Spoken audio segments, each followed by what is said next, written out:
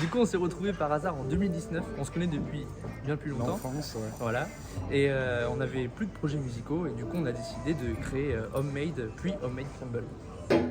Je suis seul ce soir, la tête posée sur la table.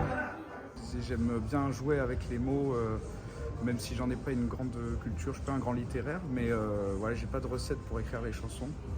Et à chaque fois, elles me viennent différemment. Et puis, c'est plus ou moins absurde la manière dont je les écris aussi et les thèmes qui me viennent.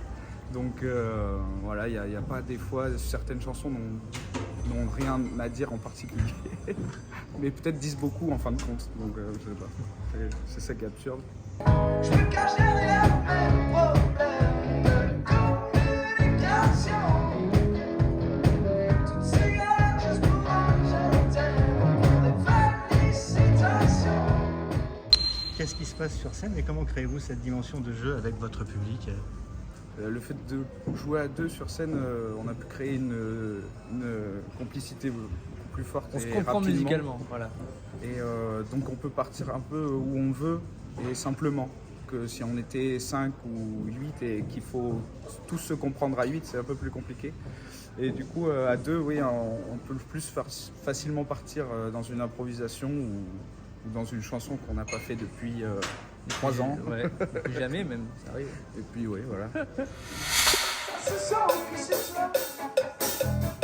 Je le sens que c'est toi.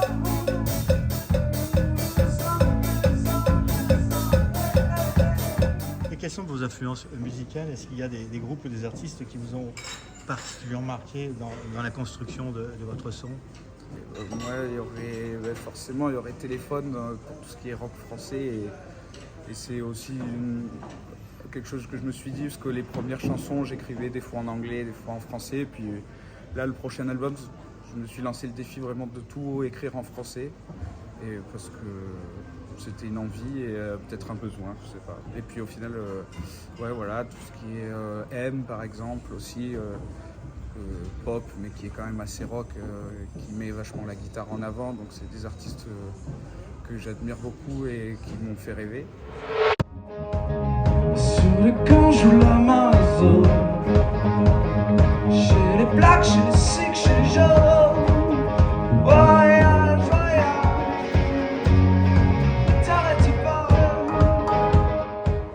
Comment vous travaillez tous les deux? Qui compose et qui écrit?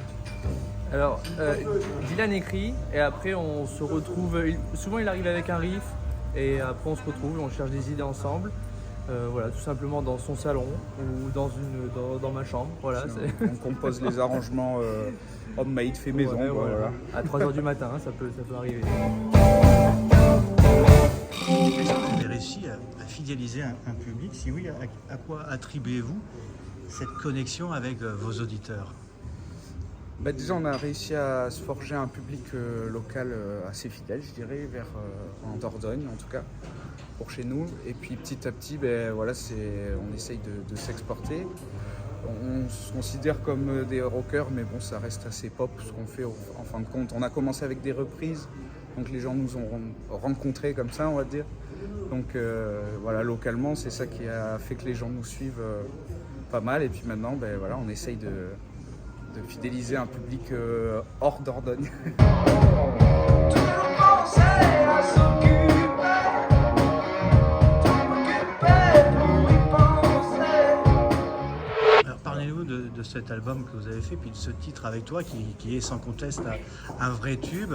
Voilà, qu'est-ce qu'on peut dire de cet album et du nouveau titre Plafonnier aussi qui est sorti? Avec toi, ouais, c'est le premier titre donc, qui paraîtra sur notre prochain album qui j'espère sortira cette année comme convenu. On croise les doigts. Ouais, on a choisi de publier celle-là en premier, bon déjà parce qu'on voulait sortir quelque chose pour l'été et on l'a trouvé très Ouais. tubesque, très estival.